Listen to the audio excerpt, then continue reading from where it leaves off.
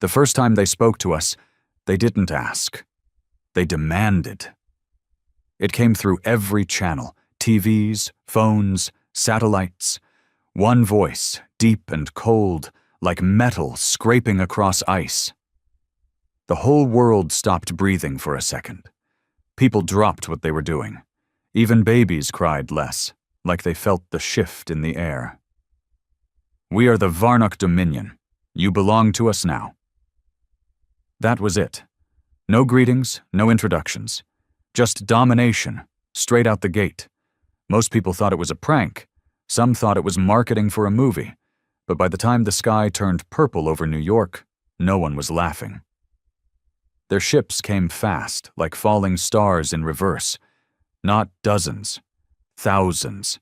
Black as space, sharp-edged like broken glass. They hung above our cities, silent, waiting. Not firing, just watching. That was worse than an attack. Because they wanted us to feel it, the fear. Governments scrambled. Military jets got shredded like toys when they tried to approach. Some countries launched nukes. They never reached orbit. The Varnock had shields that just swallowed them whole. A dozen world leaders tried to make contact. The Varnock never answered. Then they did the unthinkable. They shut off the sun. That's not poetic. They actually blacked out the sun. Some kind of energy curtain wrapped around Earth. Not total darkness, but a dim, gray light, like an eternal dusk. Crops started dying in days. Temperature dropped. Oceans started to freeze at the edges. And then came the orders. Submit. Surrender your weapons. End your governments. You will kneel. It wasn't a suggestion. It was a countdown. Earth had 7 days to comply, or they would begin the cleansing. They didn't explain what cleansing meant, but we all got the picture. For 6 days, the world panicked. Looting, riots, mass suicides. Some people tried to worship the Varnock, thinking maybe they'd be spared. Others hid underground, hoping to wait it out. But on the 7th day, something changed. A message broke into their transmission. It didn't come from NASA, or China, or Russia. It came from a base most people didn't even know existed. Deep under the Pacific, built decades ago for a war that never happened. The man who spoke was old, gruff, and missing one eye. His name was Commander Elias Kor, and he didn't ask either. "To the Varnock Dominion," he said, standing in a dark room lit only by the glow of old machinery. "You think Earth is yours. You think we're broken. You think wrong." He tapped something on his chest. "Midnight Armada, activate." For a moment, the world was silent again. Then the oceans boiled. From under the sea, hidden beneath trenches and ice shelves, they rose. Ships the size of mountains, matte black, pulsing with red lights. Not elegant like the Varnock, but brutal, raw, made of human anger and desperation. We had no idea they even existed. These weren't toys. These weren't experiments. This was Earth's secret last card, built in silence, hidden for decades, waiting for a day when we'd have nothing left. Kor's voice came again.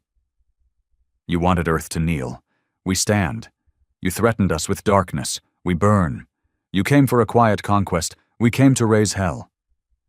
And then the sky caught fire. The Midnight Armada didn't wait. They launched, straight up, into the Varnock fleet. The first wave wasn't meant to win. It was meant to hurt. And it did. The first Varnock ship exploded so violently, pieces rained down over Europe like meteor showers. For the first time, the Varnock paused.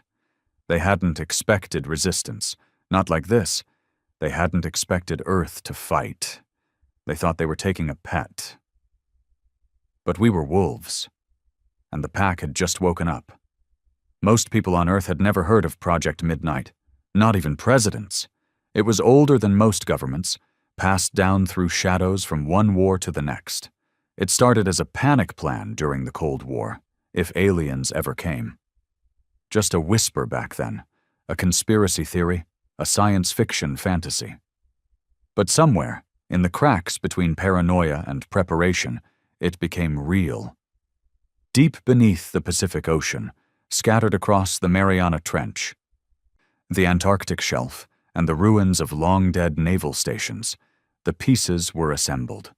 Not by corporations, not by nations, but by those who understood that Earth might one day face a power it couldn't negotiate with, a power it couldn't bribe, a power that didn't care who had money or flags. And when that day came, Earth wouldn't argue. It would bite back. That was the Midnight Armada. They weren't just ships. They were war machines fused with the raw desperation of a species that had learned, again and again, to survive the impossible. Stealth tech mined from crashed probes in the 80s. Pulse weapons reverse-engineered from failed alien drones in remote labs. Nuclear cores wrapped in gravity-defying alloys that shouldn't even exist on the periodic table. And most terrifying of all, pilots born to lose, trained to never surrender. The first volley was only the beginning. Dozens of Varnock ships were torn apart in under an hour. They had shields, but not against weapons that broke physics, not against AI-piloted swarm jets that melted through armor like butter, not against missiles programmed to learn on impact. Earth didn't just fight back. It punched up. The Varnock tried to respond, but they were confused. They had studied our world. They knew our governments were fractured. They knew we argued more than we agreed. They'd watched our wars, our protests, our petty leadership. But they'd made one critical mistake. They thought our chaos meant weakness. Instead, it had made us unpredictable.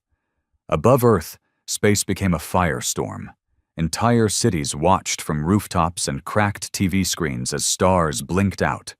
Explosions that rippled across the night. Kids cried.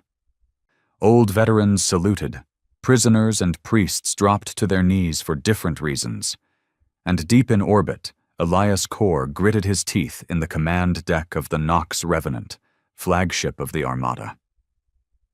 "She's holding for now," said Ava Sorrell, his weapons officer, voice sharp over the roar of sensors. "But those bastards are learning. They've already adapted to Mark V pulse cannons." Kor nodded, jaw clenched. "Switch to Project Banshee." Ava hesitated. "That's untested. They're aliens. We're human. They haven't met desperate yet." She smirked grimly. "Yes, sir." As the Varnock adapted, so did humanity. That was our thing. Our curse, our power. We break, we suffer, and then we evolve. Project Banshee wasn't a weapon. It was a frequency, a sound that didn't make sense to alien minds, a psychic scream, developed using dark science that had been banned on Earth decades ago. It didn't kill, but it disoriented, made them feel, for the first time, fear. 1 minute, Varnock ships moved with eerie silence and control. The next, they staggered, spinning off course, slamming into each other like blind animals. Their movements turned erratic, their coordination fractured. In that chaos, the second wave of the Midnight Armada launched. Heavier ships, slower, but carrying payloads so massive they were nicknamed planet punchers. And down on Earth, something else was happening. Hope. It spread not like fire, but like oxygen-feeding flames that had almost gone out. In a small village in Kenya, kids who had been hiding in clay huts emerged to stare at the sky, wide-eyed. In a crumbling shelter in Ukraine, a group of old women turned on a rusted radio and cheered through their tears. In the streets of Tokyo, where blackouts had silenced everything, people began banging pots and pans, shouting up at the heavens, not in fear, in defiance. The world wasn't saved, not yet, but it was standing, and the Varnock felt it. Inside their mothership, orbiting beyond the moon, High Archon Vectal watched the feed in confusion. His species had dominated over 40 planets, broken civilizations 10 times Earth's size. "This resistance," he hissed, his many eyes twitching. It was not forecasted. "Primitive instincts," one of his lieutenants said. "Temporary. They will burn out." But even he didn't sound convinced. They had miscalculated Earth, misread our madness, misjudged the beauty of a species so fractured it had invented over 200 ways to say, "I'm sorry," but only one to say, "Try me." Still, the battle was far from over. The Varnock began deploying groundbreakers, massive machines designed to drill into Earth's crust and inject a chemical compound that would poison the planet for human life, turning it into a colony world. 3 landed in Brazil, 1 in Siberia, another near Johannesburg. The Armada couldn't stop all of them. That's when Kor made a call that even his own crew questioned. "Wake the ghosts," he ordered. Ava stared. "Sir, you mean, yes, the rogue cells, the condemned units, blacklisted tech, everything we buried because it was too dangerous. I want it in the field, now." There were no debates. There was only war. Within hours, entire cities saw things they weren't supposed to see. Prototype battle mechs rolled through ruined streets, 40 feet tall and glowing with blue plasma. Cybernetic soldiers, once labeled war criminals, marched in silence toward Varnock landing sites with eyes that pulsed red. Even orbital drop pods, the kind banned by every human treaty, fell like meteors, splitting the sky with thunder as they deployed bio-enhanced commandos bred for one thing: revenge. The cost was brutal. Every victory bled. São Paulo lost 100,000 people in one night as civilians tried to escape a groundbreaker explosion. In Johannesburg, a tactical nuke stopped a Varnock drill, but wiped out 2 whole city blocks. And in the icy wilds of Siberia, human forces lost contact completely. All that remained was a single message, sent in bloodied Morse code. We held. But Earth wasn't counting losses anymore. We were counting punches landed. The Midnight Armada took damage, but never broke. Not when Kor's second-in-command was vaporized in front of him. Not when one of their own ships turned traitor after a Varnock virus infected its AI. Not even when the Nox Revenant itself was struck by a plasma beam and spun off course, trailing fire. Because behind the pain, behind the screams and smoke and falling debris, Earth had remembered who it was.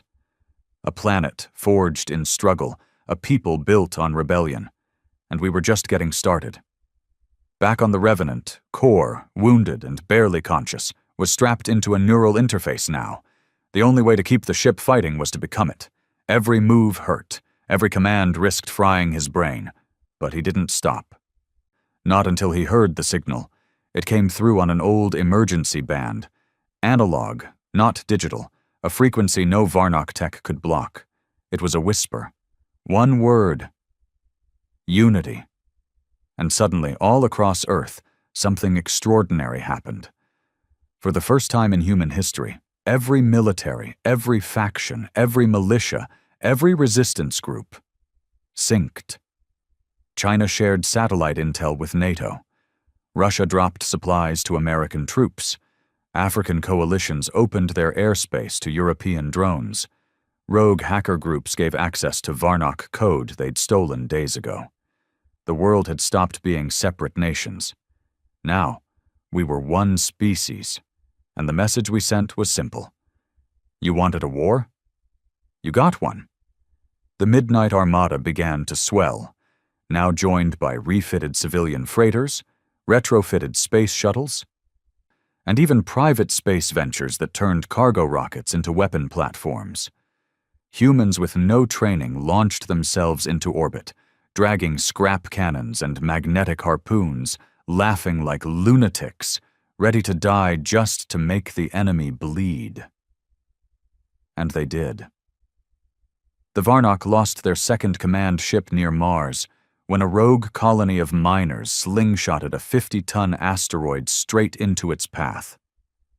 Another was shredded by kamikaze pilots from Earth's last surviving air forces, flying at speeds that melted their own wings. Each death felt like thunder. Each sacrifice lit up the dark. And then, we saw it. The Varnock weren't invincible. They bled. And humanity? We don't stop when we're bleeding. We start to roar. Victory, as it turned out, wasn't clean. It never is. By the time the second Varnock command ship fell, Earth had already lost over 60 million lives. Entire cities were unrecognizable. Satellite coverage was a patchwork of static and blackouts. Oceans boiled in places where crash debris had punctured the seafloor. Even the moon had craters glowing red with the wreckage of ships that tried, and failed, to orbit it. But we were still standing. And standing, for humanity, was halfway to winning. Commander Elias Kor hadn't slept in 4 days. He couldn't. The neural link with the Nox Revenant was burning through his nervous system. Every command he gave with his mind sent pain shooting down his spine. His fingers no longer worked. His heart skipped beats. But he stayed in the chair, because the moment he stopped, Earth would follow. "Status," he grunted, jaw clenched so tightly it cracked one of his molars. Ava Sorrell's voice was thin through the static. 5 more Varnock skimmers down. We've lost 2 more capital ships. The Mercy Cutter was vaporized above the Mediterranean. No survivors. Civilians are arming themselves. Global comms remain at 48% capacity. Kor exhaled. And the third Varnock command ship? Still hiding behind the moon, Ava replied. We've detected movement. They're preparing something big. Kor already knew what that meant. The Purge Protocol. It was only theory, whispered about in debriefings from other alien-conquered worlds. A weapon so catastrophic, the Varnock rarely used it. Not because of morality, they had none, but because it left the planet useless afterward. They called it ash rain. Microscopic machines rained down from orbit, self-replicating, indestructible. They didn't just kill, they erased biology itself. Cells unraveled, ecosystems collapsed. The planet died quietly. No fire, no screams, just silence. It was the Varnock's last card, and they were about to play it. Back on Earth, amidst the chaos, a signal was rising, not from orbit, not from a ship, from below. Deep in the ruins of Detroit, in a bunker sealed since the 2040s, a woman named Dr. Kira Lanik activated a system no one else dared to touch. Project Thornlight. It was never meant to be used. Built in secret after the second lunar crisis, Thornlight was a last-chance failsafe, a planetary cannon that drew energy from Earth's molten core. It took a full month to charge. It hadn't even been tested. Kira knew that. But she also knew something else. There was no month. There were hours, and maybe, just maybe. If Thornlight worked, it could punch a hole through the Varnock's main warship before the ash rain began. Power at 34%, said the AI, voice shaking through old speakers. Core temperature rising beyond safe levels. Reactor instability. Critical. Kira ignored the warnings. She bled from one eye, but she kept typing. Her bones ached. Her breath was shallow. But she had made this machine. This monster. Now she had to aim it. Above Earth, the Midnight Armada prepared for one final charge. Humanity had thrown everything at the Varnock. Missiles, EMPs, plasma mines, ion storms, hell, even a hacked weather satellite that triggered a super typhoon over the Atlantic to fry ground troops. But this would be the kill shot. Commander Kor's voice was faint but steady across all Allied channels. To every last fighter still breathing, we hit them now. Don't wait for orders. Don't wait for backup. If you can fly, fly. If you can shoot, shoot. You want to save Earth? He paused. Then bleed for it. And they did. Thousands of ships, patched together with duct tape and fury, soared into space. Cargo haulers rigged with cannons, mining vessels refitted with ramming spikes, even passenger jets, stripped to their bones, launched into low orbit carrying pilots with more guts than training. It wasn't an assault. It was a suicide pact with glory. And somewhere in that madness, the Varnock hesitated again. Not because of tactics, because they didn't understand. This wasn't logic. This wasn't war the way they knew it. This was rage. This was a species that had been enslaved, poisoned, betrayed, divided, and had still come back together to spit in the face of annihilation. The Varnock couldn't compute that. And that pause, that 1-second hesitation, was all Earth needed. At exactly 02:47 UTC, Project Thornlight fired. The ground split open beneath Detroit. The sky glowed red like the devil himself had blinked. A beam of pure energy shot into space, leaving behind a crater the size of a city. It struck the Varnock mothership square in the core. The ship didn't just explode, it screamed. Across every channel, the Varnock's communications burst into static. Some said they heard voices, others heard crying, others just went silent, staring at the stars. And then the sky began to fall. Chunks of the mothership, burning with unnatural green fire, rained down over the Pacific. The ash rain was never deployed. The drones dropped lifeless from orbit. The remaining Varnock ships scattered, fleeing. Commander Kor slumped in his chair, unconscious, his mind overloaded. Blood dripped from his nose. His vitals were flatlining. But Earth had won. The war wasn't over. But the invasion was. 3 days later, silence. No more attacks, no more Varnock transmissions. The sky, once covered in smoke and flame, showed stars again, and sunlight. Real golden sunlight. For the first time in weeks, people crawled from bunkers and shelters and ruins and just looked up. They didn't cheer. Not at first. They listened. To the wind, to birds, to each other. In the rubble of what was once Times Square, a little boy found a flower growing between 2 cracks of concrete. He didn't understand the science. He didn't know what the Armada was. But he smiled. And that was enough. Commander Elias Kor survived, but barely. His spine was fused with metal. His left eye was gone. He couldn't walk anymore. His brain had to be stabilized with a neural lattice made from salvaged Varnock tech. But when he woke up, still strapped to the captain's chair aboard the Revenant, he only asked one question. "Did we burn them?" Ava Sorrell nodded, her voice cracking. "We did." He grinned, teeth broken, face half paralyzed, but the smile was real. Then the story's not over. Rebuilding Earth was a nightmare. Supply lines were shattered. Nations were in shambles. Half the internet was gone, and trust, after decades of division, was thin. But people tried. Former enemies shared water. Old rivals co-wrote emergency laws. Flags were lowered, not in defeat, but in solidarity. For once, Earth wasn't ruled by politics. It was ruled by survivors. And while most of the Varnock retreated into deep space, a few remained behind. Wrecked, wounded, stranded. We didn't kill them. We quarantined them. Let them see what it meant to be human. Let them learn what vengeance looked like after the war. Because we weren't just rebuilding, we were preparing for the next time, for the sequel.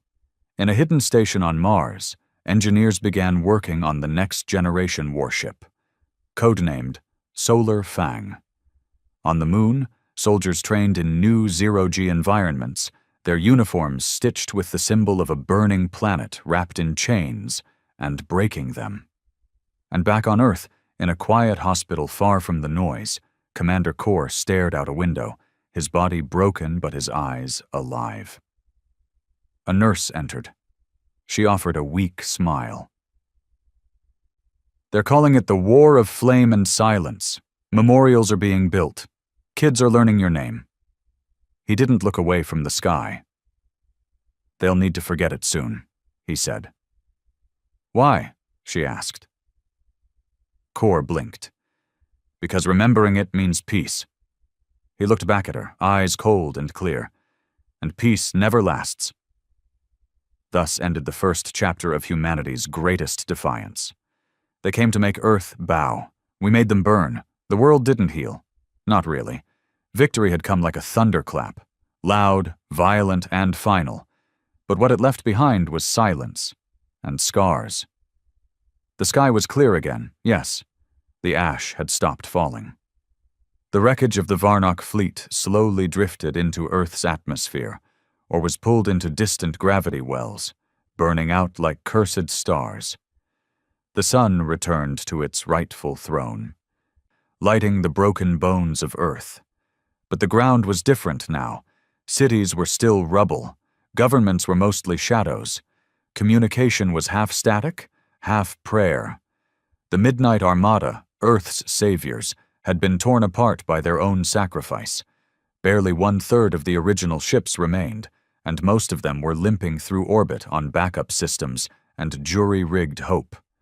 Commander Elias Kor was no longer in charge. He was recovering, if one could call it that, locked in a medical isolation chamber beneath what used to be Geneva. His brain had fused with the ship interface. Too much exposure. Too many neural burns. He spoke in short, cryptic sentences now, often confusing dreams with memory. But he was still feared. Still respected. Still watched. Because something in him had changed.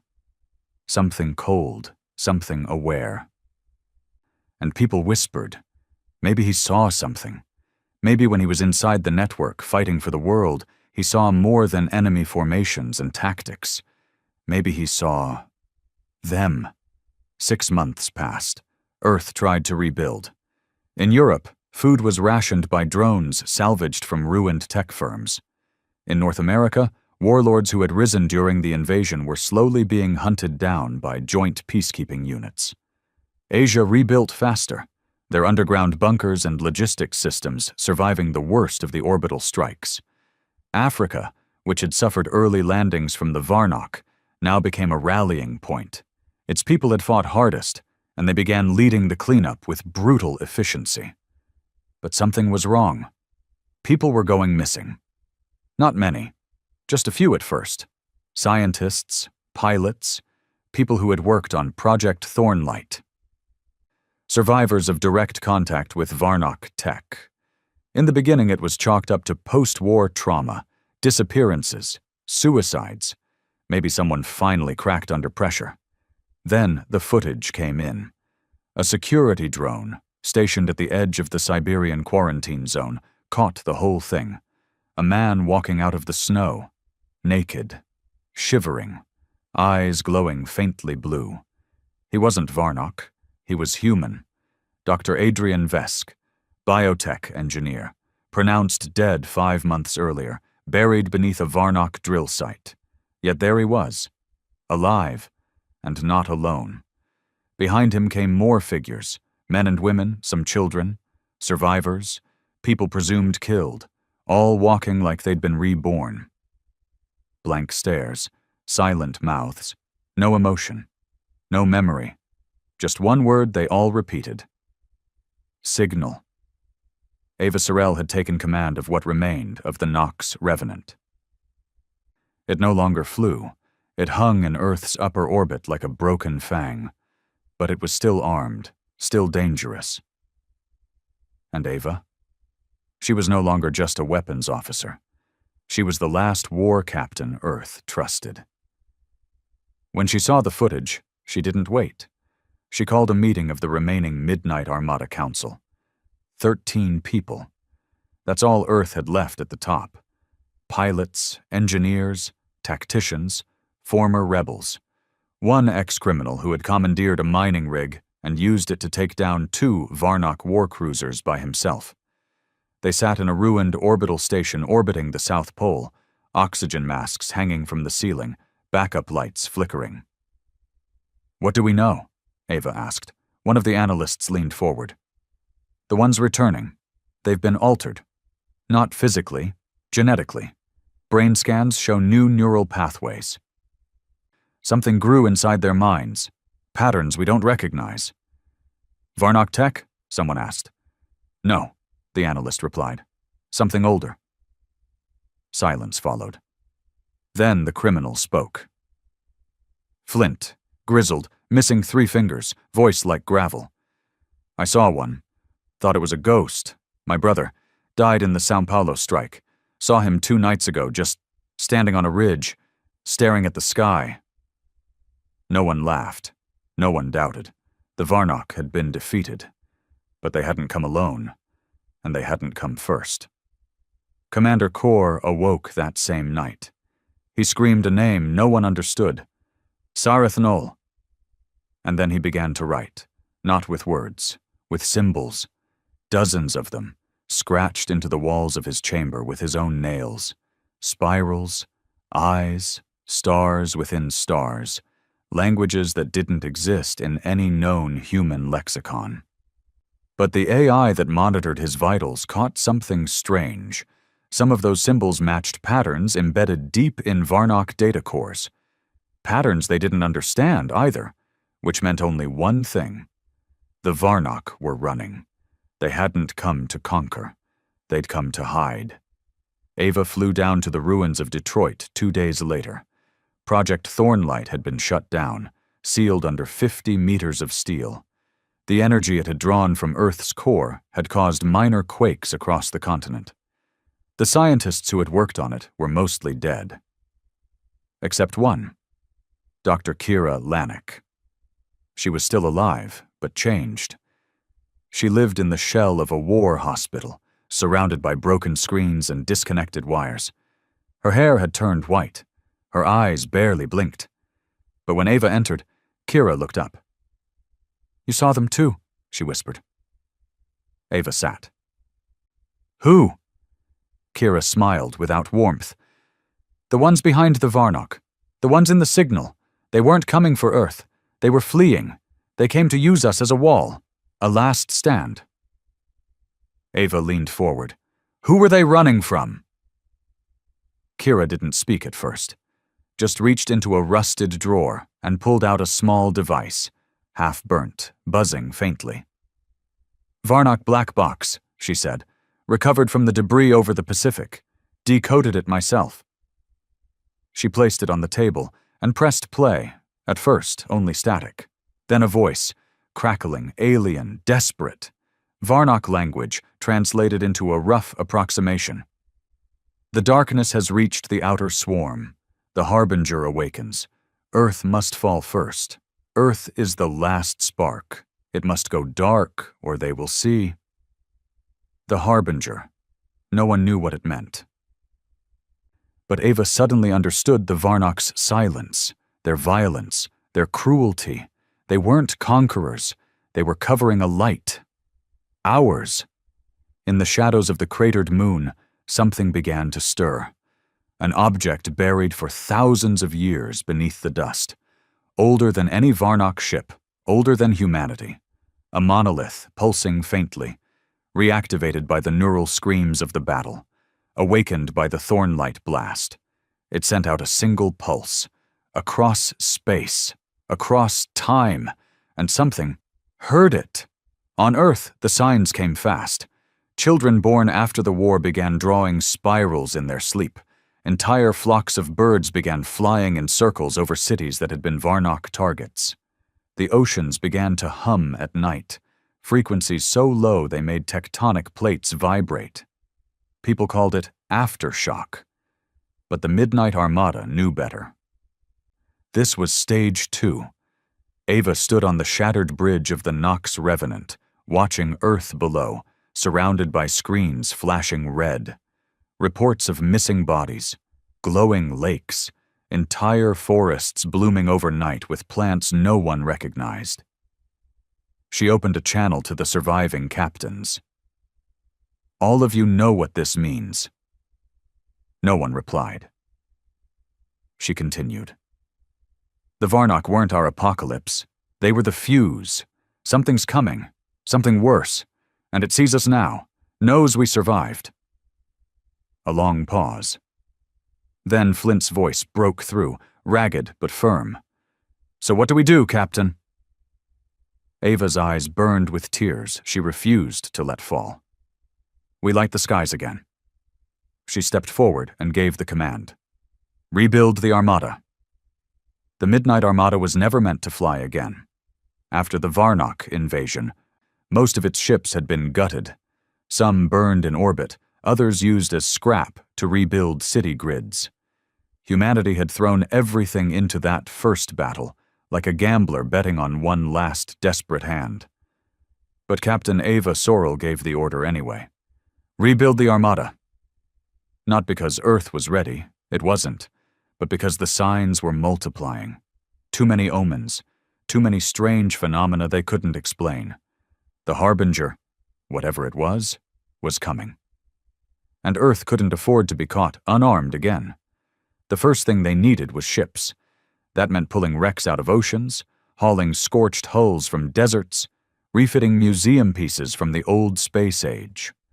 Engineers worked by candlelight and solar generators, patching old ships with nanotech and Varnock scraps. Civilians volunteered by the thousands. Some wanted revenge. Others wanted purpose. Most just wanted to know there was still something worth fighting for. By month 3, they had 50 working warships. By month 6, they had a new fleet, and they called it the Ashlight Armada. Not just a resurrection, an evolution. Meanwhile, the moon was no longer quiet. In a crater near the Mare Tranquillitatis, the monolith pulsed again, faster this time. The patterns it emitted were picked up by every deep space array, every radio tower, every neural implant linked to the old Armada. The symbols repeated: seedling, awakening, origin, spark. For weeks, scientists argued over the meaning. Some said it was alien poetry. Others thought it was a countdown. But one group, buried deep inside the restructured UN Research Command, found something chilling. Those symbols matched carvings found in prehistoric ruins on Earth, caves in Namibia, temples in Peru. Even fossil records hinted at shapes that didn't belong. Humanity hadn't just imagined spirals and stars, it had remembered them. As if we'd seen them before. As if something inside us had always known this was coming. Commander Elias Corr had stopped speaking. After months of silence and wild symbols, he went quiet one morning, heart rate steady, brain still active, but voice gone. Doctors ran tests. Psychiatrists theorized he had locked himself into a defensive mental loop. But they were wrong. Corr wasn't sleeping. He was listening. In his mind, deep inside the fractured remnants of his neural link, he saw the same image every night. A dying star. A great structure built around it like a cage, and within it, something vast. Something impossible. It didn't speak with words. It didn't threaten. It simply waited. The Harbinger. It wasn't a being. It was a force, older than time, older than stars. Not life, not death, just correction. Galaxies expanded. Civilizations rose. Life bloomed. The Harbinger came to reset it all.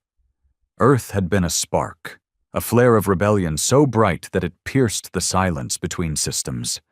When humanity fought back against the Varnock, when it screamed its defiance into the stars, it was heard. And now the Harbinger knew where the noise came from.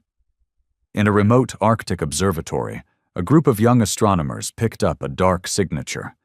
It wasn't a ship. It wasn't a signal. It was an absence.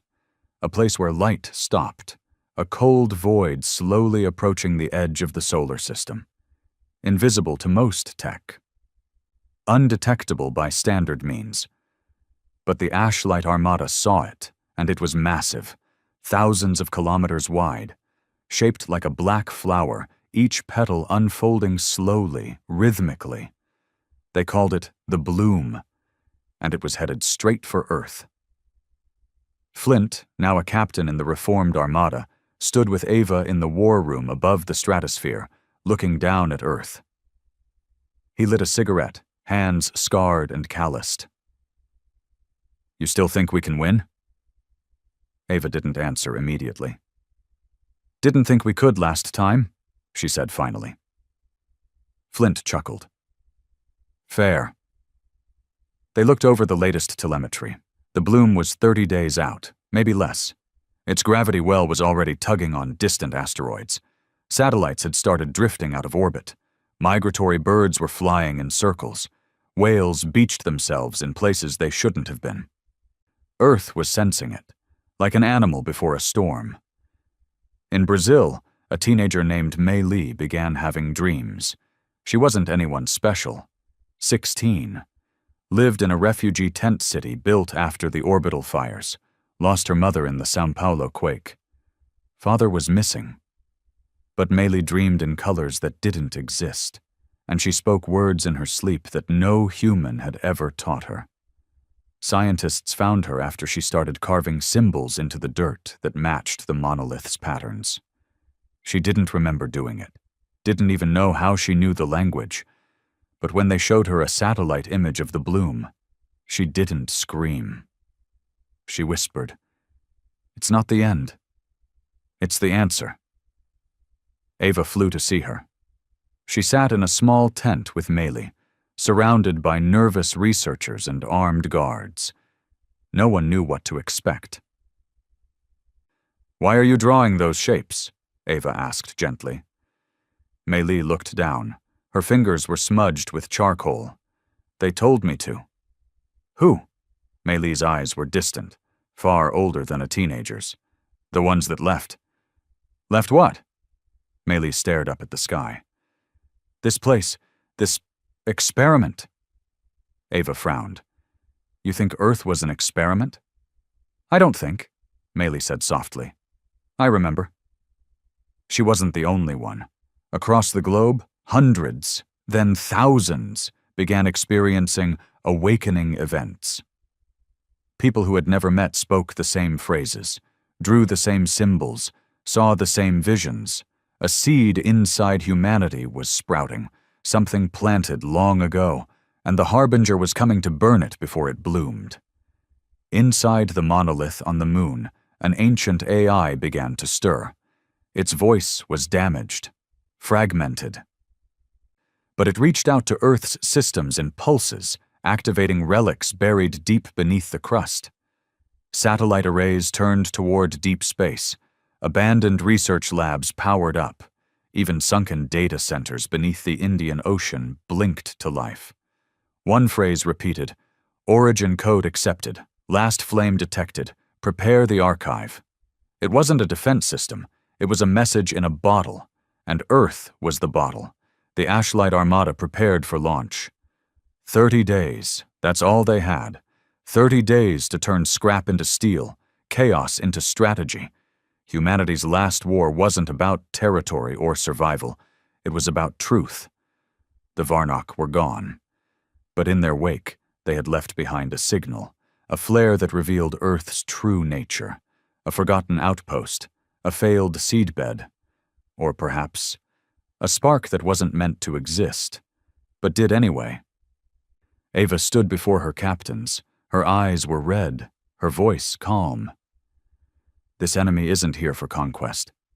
They're here to erase us, to silence the scream we made when we told the stars we'd rather burn than kneel. And we'll give them an answer." She looked each one of them in the eye. "Let's make the sky loud again." The bloom reached the edge of the solar system on a cold, silent Tuesday. It didn't announce itself. It didn't send messages. It just moved, impossibly slow, like a black flower unfolding across space, each petal thousands of kilometers long. Instruments went haywire. Gravitational readings spiked. Electromagnetic pulses flickered across the void like ghost lightning. But the worst part? It made no sound, not even static, just silence. And that silence spread. Satellites shut down mid-signal. Ships lost contact with command. Even the monolith on the moon, which had been pulsing for weeks, went dark. Ava Sorrell stood on the observation deck of the AHS Revenant II, the Ashlight Armada's flagship, staring at the growing void in the distance. The bloom wasn't a ship. It was a wound in the fabric of reality, and something was coming out of it. The first scouts appeared on day 3. No ships, no thrusters, just forms, shimmering outlines in the shape of beasts, bending light as they moved through space like smoke through water. The Armada's early warning systems pinged, confused. "They're not solid," whispered Ava's navigator. "I don't think they're real, not in the way we understand." But they were deadly. The first contact was in Neptune's orbit, the AHS Calderon, a repurposed mining vessel outfitted with plasma lances, opened fire on the incoming shimmer forms. Lasers passed straight through them. One shimmer phased into the hull without piercing the metal. 10 seconds later, the crew was gone. No blood, no bodies, just empty suits floating in vacuum. Something inside the shimmer had reached in and erased them. No screams, no alerts, just deletion. The Harbinger didn't want to kill. It wanted to unmake. Earth's defense grid kicked in. Nuclear platforms long buried under the Arctic Circle came online. The Ashlight Armada formed its defensive perimeter between Mars and the asteroid belt, trying to force the enemy into a bottleneck. Ava knew it wouldn't hold. She wasn't trying to stop the Harbinger. She was trying to buy time, because down on Earth, something deeper was happening. In an ancient jungle in northern Peru, explorers stumbled into a cave untouched for thousands of years. On the walls, spiral symbols, constellations that didn't match Earth's sky, and a mural carved in blood-red stone of a black flower swallowing a sun. At the center, a childlike figure holding a flame. Behind it, a creature with many eyes, retreating into shadow. The message was clear, if you knew how to see it. The Harbinger had been here before. And we'd beaten it. Somehow.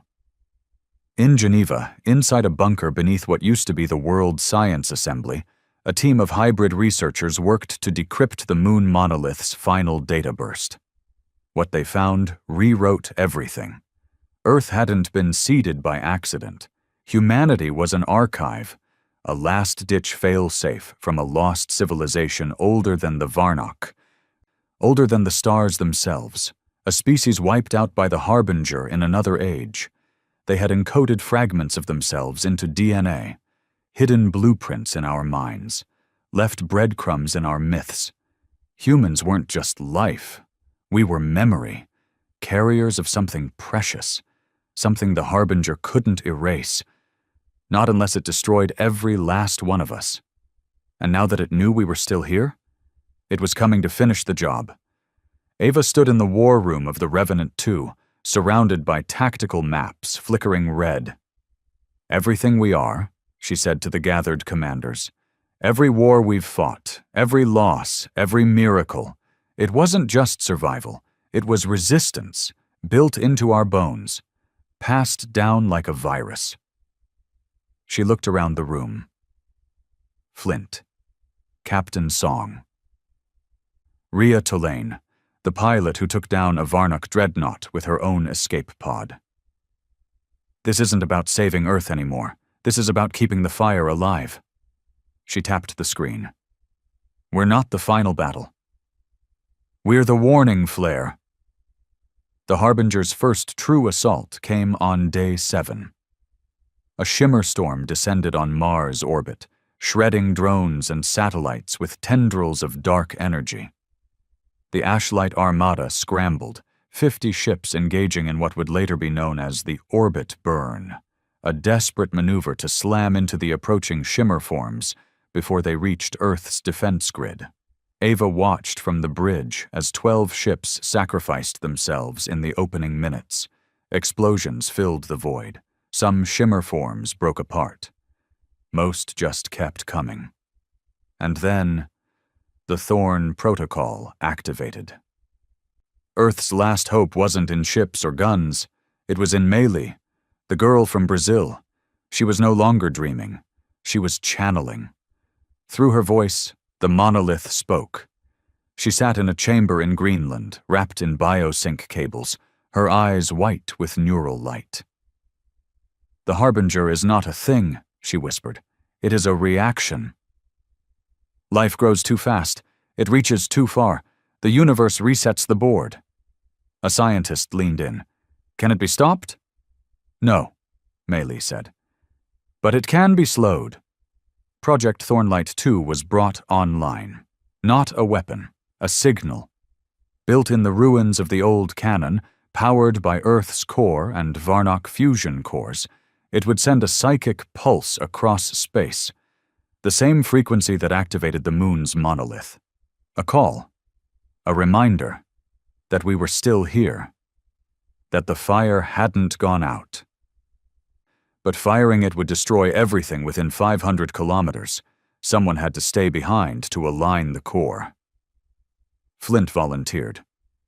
"Old men," he said with a grin, "should go out loud." Ava hugged him, not as a commander, but as a friend. "I'll see you on the other side." "Just don't name a school after me," he muttered. "That's the worst kind of memorial." He disappeared into the depths of the Thornlight complex with a detonator in one hand and a cigarette in the other. On day 10, the signal fired. The earth cracked. The clouds screamed. And in space, for the first time, the Harbinger's forces hesitated. Not because they were afraid, but because they recognized the pattern. They had seen it before. The same signature from the first civilization they failed to erase completely. That failure was us. The bloom began to close. Not retreating, reconfiguring. The second phase was beginning. Ava looked out from the bridge of the Revenant 2 as light bent unnaturally across space. "This isn't over," she whispered. Behind her, the crew stood in silence. "We bought time," said Captain Song. "But what now?" Ava turned, face lit by the dying pulse of Thornlight. "Now? We take the fight to them." The moment the bloom reconfigured, the stars behind it blinked out. Not from dust, not from distance, from something else. Mass. What came out of the bloom wasn't a fleet. It wasn't an army. It was a continent, folded and sent across the void like a mountain hurled between galaxies. A structure so massive it distorted time around it. A living megastructure, black as grief, shaped like a hollowed-out starfish, drifting into our system one limb at a time. The Harbinger had sent its route, and Earth only had 5 days before it touched orbit. Ava Sorrell stood on the hangar deck of the Revenant 2, watching crews weld armor plates onto shuttle wings, load missiles into rotating racks, paint death oaths and prayers on their hulls. Mechanics moved like ghosts, silent, exhausted, precise. Everything was ready. Except her. She wasn't sure if she was a commander anymore. She felt more like a candle, burning fast, hoping to light something bigger before she went out. Her body ached. Her mind felt detached. The neural implants they'd grafted into her spine after the Varnock War were flaring, constant pain. But she didn't tell anyone. Not yet. "Captain?" Rhea Tulane approached, helmet tucked under one arm, a scar newly healed across her cheek. "You need to see this." In the strategy chamber, a projection hovered over the table, mapped from deep space scans and telemetry pulled from the Thornlight signal. The route wasn't just drifting. It was anchoring itself to invisible coordinates, locked into the subspace echoes of the monoliths. "This is deliberate," Rhea said. "It's not just coming to kill us." Ava narrowed her eyes. "It's coming to harvest." The data didn't lie. The route wasn't a weapon. It was a collector, and Earth was the last archive. Back on the planet, Mei was deteriorating. She hadn't spoken in hours. Her brain was overheating, literal static flaring across her synapses. Med teams couldn't sedate her. They couldn't even get close. She floated 2 feet off her hospital bed, humming a tone that matched the bloom's frequency. They tried cutting the neural lines. She screamed, not in pain, in loss. "Don't let it take us," she whispered, eyes wide and glowing white. "They want the memory. They want to finish the forgetting." The last words she spoke before going comatose were carved into the metal wall by her voice alone. "Light must cross the veil." That was when Ava made the call. The Revenant 2 wouldn't defend Earth. It would lead an invasion, straight into the bloom, not to destroy it, to find its mind and kill it. 2 days before the route reached Earth's moon, the Ashlight Armada began its departure burn. Engines ignited like new suns. The fleet looked nothing like the original Midnight Armada. It was meaner, leaner, made of scrap and desperation, stitched with alien alloys and human fury. 89 ships, each armed with experimental weapons, EMP warheads, neutron destabilizers, pulse bombs harvested from Varnock cores. But the deadliest thing they carried wasn't tech. It was memory, rage, loss, defiance, and hope. The closer they got to the bloom, the less real space felt. Distances stretched, light bent, colors shifted, instruments failed. Some pilots hallucinated voices in their cockpits. Others reported seeing versions of themselves, older, younger, dead. One pilot, a girl barely 20, looked into the void and saw her mother, long dead, whispering, "Come home." She opened the cockpit and flew into the dark. No one recovered her. Inside the bloom, things stopped making sense. Physics broke. The laws that had guided humanity since fire and stone, gravity, inertia, entropy, twisted. One ship entered a corridor that looped back on itself infinitely. Another fired a missile that reappeared behind them, but Ava kept going, deep into the center. Toward the pulse, the mind route. It wasn't a brain, not in the way humans understood. It was a consciousness, a presence, vast, cold, detached. It didn't hate humanity. It didn't even know hate. It saw life the way a forest sees fire, necessary, cleansing, inevitable. But it recognized the fire humanity carried, the defiant kind, the kind that builds and breaks and builds again. It feared that kind, because once, long ago, it had failed to destroy it. And now that fire was back. The Ashlight Armada reached the core. Dozens of ships already lost. One cruiser, the Orpheus, had turned inward, its own crew now part of the route's structure, merged into walls of flesh and crystal, still screaming silently from within. But Ava didn't flinch. "This is where we hold," she said. "This is where we tell the universe, not again." They deployed the Eidolon bomb, a psychic weapon designed to fracture collective minds. Risky. It could collapse every human brain in range, but it could also stun the root.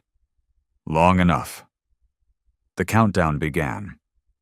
Rhea took position on the secondary ship, the Maelstrom ready to trigger the Eidolon if Ava's ship got taken. Flint's voice came through the comms, broadcast from a recorded message stored in the Revenant's core. "If you're hearing this, I'm already dust. But hey, maybe that's the price for memory. To be remembered, something's gotta be sacrificed. So if you've still got fire in you, burn brighter." The fleet opened fire. The bloom responded. Shimmer forms poured out like smoke given form. They weren't real, but they killed. Pilots went blind in seconds. Ships froze mid-burn. AI systems corrupted instantly. Ava's own ship lost half its functions in the first volley, but then something snapped. Melee's voice, from Earth, across the void, through every ship. "Don't let them erase us." A final surge of power lit the core of the Revenant 2, and Ava made her final call. "Now!" The Eidolon bomb exploded, not in light, in memory, a psychic scream, billions of lives, all of Earth's suffering, love, war, laughter, rage.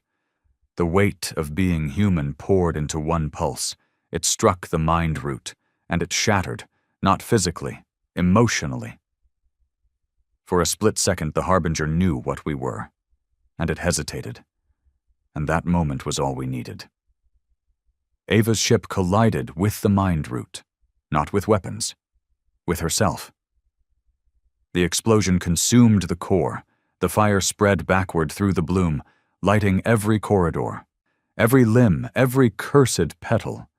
A new star was born in the dark, and the Harbinger screamed for the first time in eternity. The Ashlight Armada fled. Only 19 ships made it out. Rhea Tulane piloted the last cruiser back into real space, her hands shaking, face soaked in tears. Behind them, the bloom collapsed in on itself. Not gone, but wounded. Retreating. For now. Back on Earth, Millie woke up. She smiled. She did it, and then she passed away. The skies above Earth cleared. Stars returned. The dead were counted. The names etched into orbital rings and space-borne cathedrals, and far above, drifting quietly in orbit, the monolith pulsed again. Just once.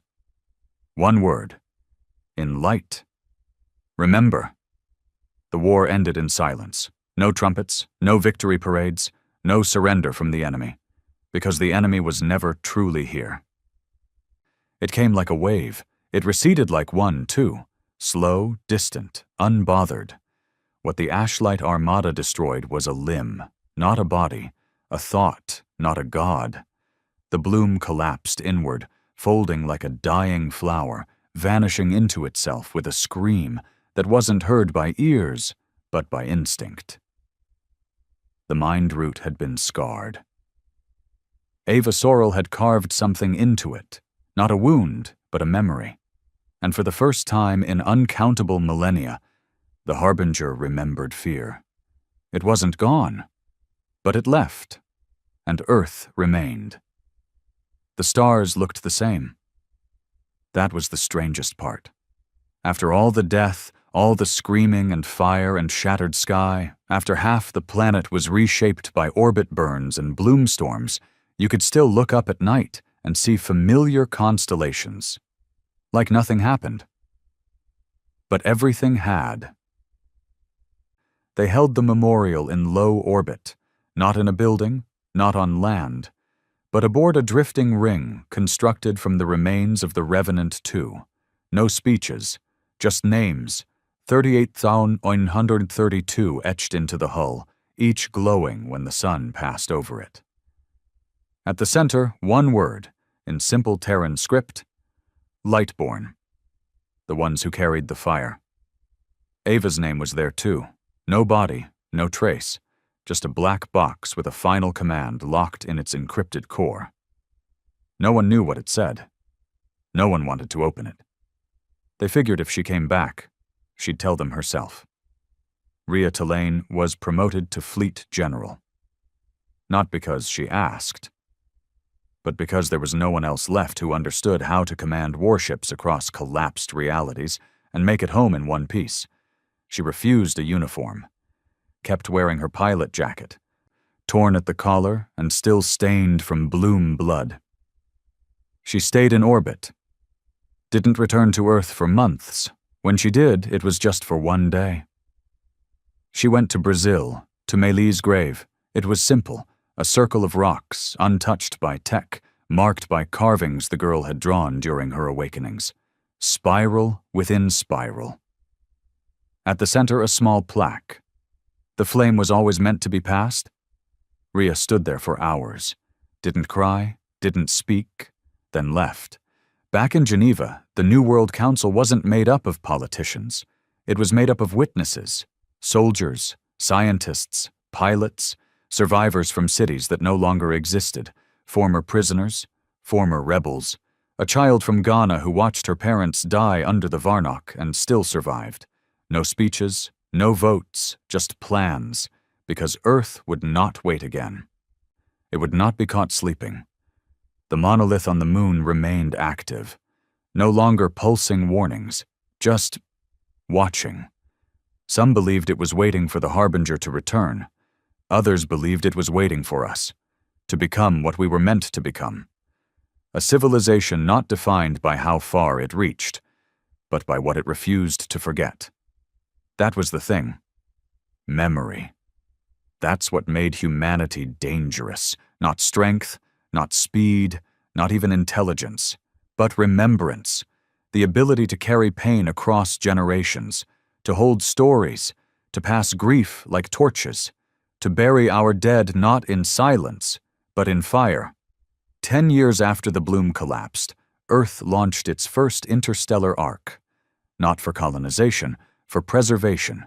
It was called the Torch Seed, manned by volunteers, carrying DNA samples, memory archives, recorded dreams, and the writings of every major human religion, science, and art. Not to escape Earth, to echo it, in case the Harbinger returned, in case Earth didn't survive next time, a way to scream again, even from extinction. Inside the Ark's AI core was a recording of Ava Sorrell's voice. Recovered from the encrypted black box, it played only once, when the ship passed Neptune's orbit. Her voice, tired but calm, filled the bridge. If you're hearing this, then you're far from home. And if you're far from home, it means home still matters. There's a war out there, bigger than anyone understands. A war not of territory or belief, but of existence. A war between forgetting and remembering. She paused. Let them fear what we carry. Let them choke on our noise. Let them dread what comes when Earth burns. I was born in silence. I died in fire. And I'd do it all again. After that, the Torch Seed said nothing else. It kept going. Into the stars. Back on Earth, things didn't go back to normal. They never could. There was no before anymore. But there was a forward. Nations rebuilt, not as borders, but as districts of a shared species. The Ashlight Armada became a symbol, not of war, but of refusal. Statues weren't built of heroes. They were built of families. Whole communities lost to orbit burns, shimmer incursions, or self-sacrifice. Stone memorials in every country, every language, all with the same inscription carved beneath. We are the voice that will not fade. Some things changed more deeply. People started seeing differently, caring differently. The petty arguments, the old greed games, the hunger for power, all of it felt small, not gone, but exposed. And for once, those in power were afraid of the people, not because they were violent, but because they were awake, truly awake. Once you've seen the sky burn, it's hard to care about imaginary lines. And still, Earth watched the stars, waited, not in fear, in readiness, because the Harbinger would come again. Maybe not in 10 years, maybe not in 100, but one day, it would reach for the spark again.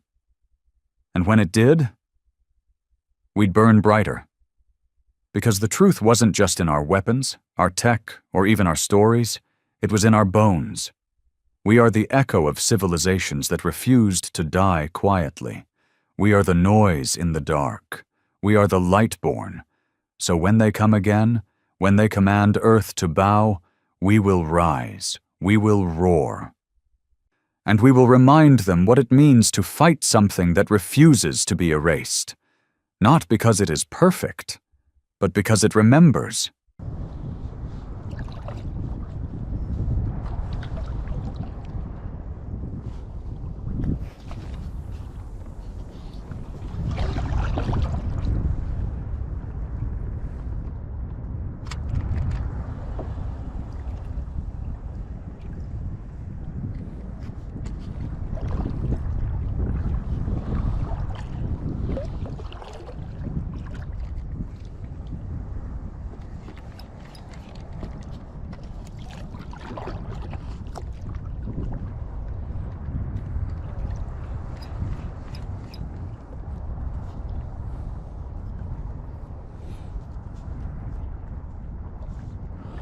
網もうちょっと落ち着けばな。ちょっと大きいくんだけど。